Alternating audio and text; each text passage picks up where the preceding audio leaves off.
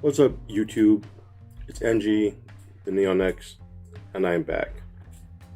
Today, I would just like to give my final conclusion to my use with the Apple Magic Keyboard. Excuse me for the Apple Pencil.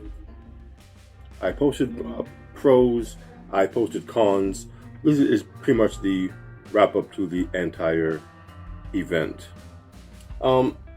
What it comes down to with this keyboard is not the functionality, but the form.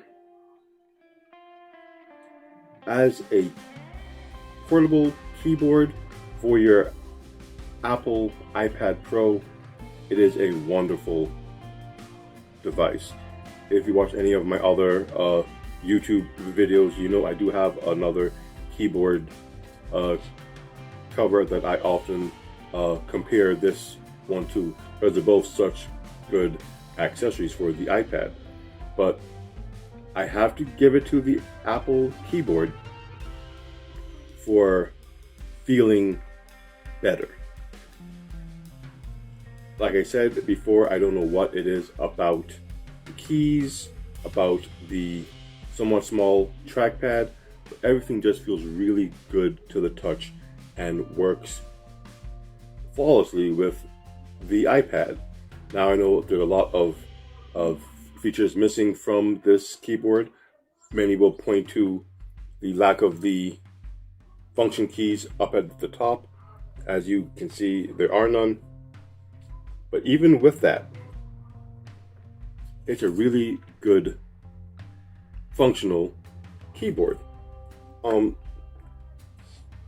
The key travel itself from the top to where the actual press input is on the screen just feels good. I don't know how else to explain it.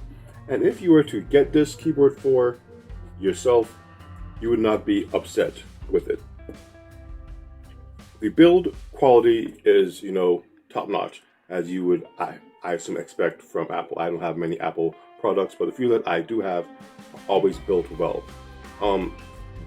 The case itself, very firm, rugged. Not rugged per se, but it's not going to break easily.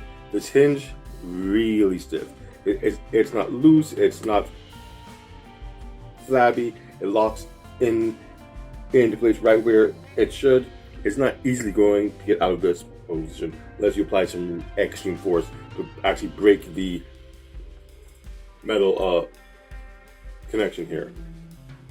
This bar here really holds it in place. It's really good how they did this piece. And here you have the charging port. I thought it was a data port. It is for charging your iPad, not even the case. The case has no power of its own.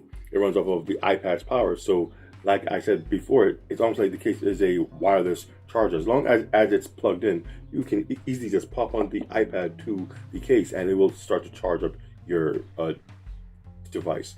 There's no connection. It's not Bluetooth. It is a physical connection with these three connection points right there, and they connect to the back of the iPad here. And that physical connection makes the input and all of the buttons and mouse controls one-to-one with the iPad. There is no lag due to Bluetooth ever in the connection or anything like that. It's really, really, really works well. But though it works well to type on, it doesn't particularly work well when it comes to what other cases are for. As far as protection goes, this is not the device I would recommend to anyone as the overall means of protection for their iPad. As you can see, it protects the front, it protects the back. That's it. And I know that was one of my cons from before. For the price you paid for this thing, you would think, Apple would give you an all-in-one solution for your very expensive investment. But when it's closed, it's sleek, it's sexy, but it is not protected along the edges at all.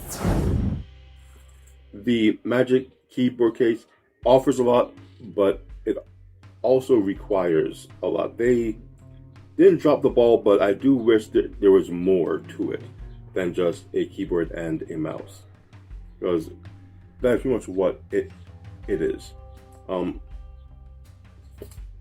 That's it.